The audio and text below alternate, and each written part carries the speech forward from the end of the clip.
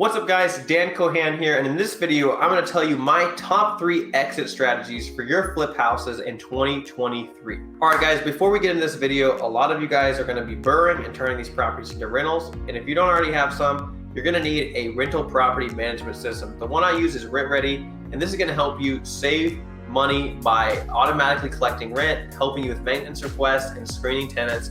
And guys, Rent Redi is actually giving you 6 months of access for only $1 with my link in the description below, guys. Go check that out. It's been an invaluable asset to me, and I think it will be for you in your business. All right, guys, let's get right into the video. So going into 2023, guys, the waters are quite a bit more murky in terms of you being able to sell your property. The traditional route of flipping is getting more challenging as days on market are increasing, values are going down, and there's just becoming more supply in general. And then burrowing as well is not making as much sense because interest rates are going up. So your cash flow is basically non-existent or very low because interest rates have risen and property values haven't lowered very much yet, just because the market is shifting so rapidly. So let's go over my top 3 exit strategies for flips in 2023. So guys, going into the late 2022 and next year, interest rates are basically going to keep going up. They're either going to stay the same or most likely keep going up according to what the federal government is saying, what they're going to do, and the general direction of the current administration. They're going to keep increasing interest rates to fight the rampant inflation that we are facing. And that is going to increase the cost of money and, as a byproduct, lower the value of property, which is a good thing if you're a buyer. And that is because it is going to turn the market into a buyer's market.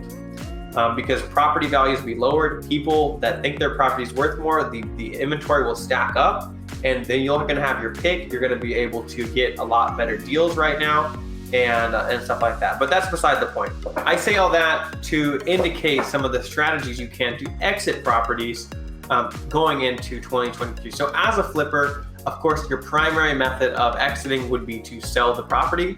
And that, for a lot of people, is their desired exit strategy. They're just trying to make the cash and run. So that is going to be probably your first and most basic strategy, is to go ahead and sell once you get the property. Now, how you're going to protect yourself with selling is you're going to have to buy really well, and you're going to have to estimate really well. Now, prices of materials are probably going to, they're staying pretty flat right now, but I would say they're probably, given the high interest rates and the slowing of the economy, I would estimate that, like builders right now, they're probably going to stop a lot of their projects or put the brakes on them because they're having a hard time selling the existing inventory because they were pricing it based on 3% interest rates, which are not here anymore. We're at 7% interest rates. And so I think the demand for materials will go down, which will either keep the price of materials pretty steady or perhaps even lower them if the producers stack up inventory and need to lower prices to sell off stuff faster. So that could actually be better for your renovations, but your estimations and stuff are probably going to stay relatively similar to where they were. The key to successfully flipping right now and selling is going to be to buy properties at a much deeper discount because the property values are probably going to stay stagnant or perhaps probably lower. You're going to need to anticipate things like a lower property value than anticipated when you go to sell, as well as longer days on market, which is going to cost more in terms of hold costs, cost of money, and hard money loans and things like that. You're going to have to anticipate those extra costs in when budgeting for your flip. So the key to this is buying properties at deeper prices, making sure your margins are very healthy. For us, we're sticking to a 70% of ARV for our all-in cost, right? So we're trying to maintain that 30% gross profit margin on everything we do, and we're not really deviating much from that. And that in our market, that's very possible. Other markets, it may be less, maybe 80% ARV, maybe it's even a 75% ARV. It's probably going to be between 70 and 80, depending on where you are. But making sure that you're not buying deals that don't make sense just to do deals, guys, because right now, especially if you have to sell a property for a deep discount to get it to move, just to get your money out, your profit margins are going to get destroyed. If not, you're going to maybe sell a loss just to sell and get your money out and move on, because the longer you hold properties, especially with hard money loans, and financing of any kind, the more it's costing you to hold on to that deal. So just make sure you're getting good deals on properties, make sure you've got good estimations on your timelines, and that you're getting those properties sold as soon as possible. Now for the second exit strategy, and this is our most popular right now, is to actually BRRRR the property. And what a BRRRR is a buy, rehab, refinance, rent, and repeat. And that is simply just doing the same things that you would with the flip, buying, rehabbing, but instead of going to market and selling it, you're actually going to rent it out. And this would be renting it out to like a long-term tenant, and doing a refinance, getting a long-term loan on the property, and renting it to a tenant. So this is good. We prefer this strategy because our ultimate goal is to acquire assets and real estate and hold them for long-term wealth. Now, we won't ever hold an asset that is negatively cash flowing or it's losing money every month. But we will hold a property, especially with a BRRRR, that is maybe like only cash flowing a little bit, or maybe nothing at all. Maybe it's just breaking even every month, because that's due to the higher interest rates right now.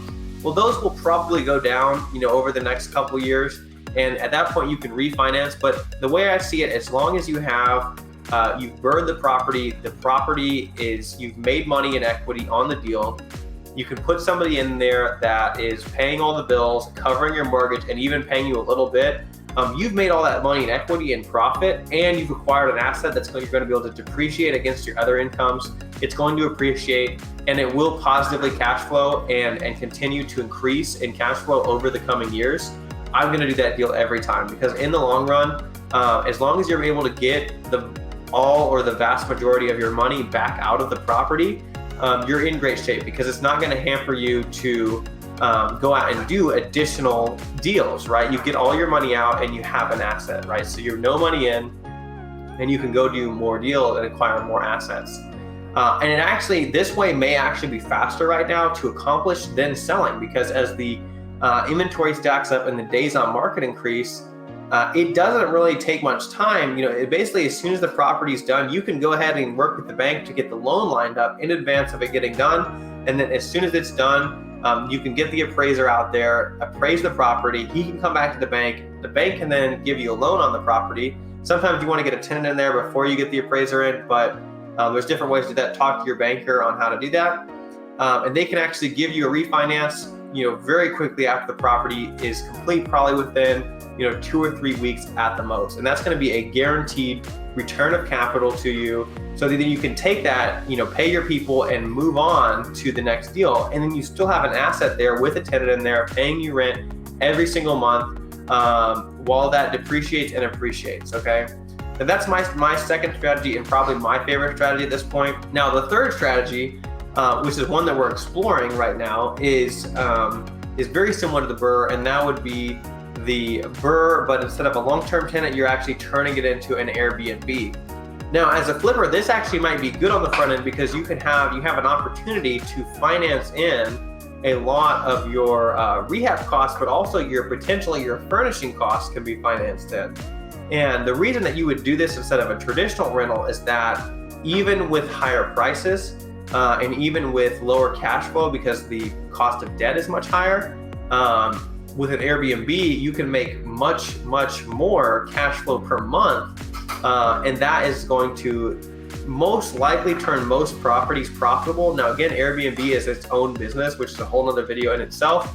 But it is a real estate supported business that you can even hire a management company, and usually even with management in place, you can make more money than a long-term rental, depending on where you're at. So this is an opportunity that we're exploring doing with some of our higher priced properties that we're trying to sell that are having trouble right now, is potentially turning them into Airbnbs to get them cash flowing, to get them moving, get our money back out, so that we can continue to get cash flow and do more deals at the same time. So guys, if you have any questions about any of those strategies, go ahead and drop them in the comments below. If you like that and you think that those have been helpful for you, go ahead and hit a like on this video. Subscribe for more, guys. If you want a way to manage your rental properties, I would seriously consider checking out Rent Redi. It's super low risk. $1 is no money at all. It's going to save you a ton of time just in gas, going to the bank every month, collecting rent. It's going to save you a ton of time, effort, and energy. Go check that out. Only $1 for 6 months. Use my link. And with that, guys, check out another video. I'm Dan Cohan. Thank you for watching, and I'll see you in the next chapter.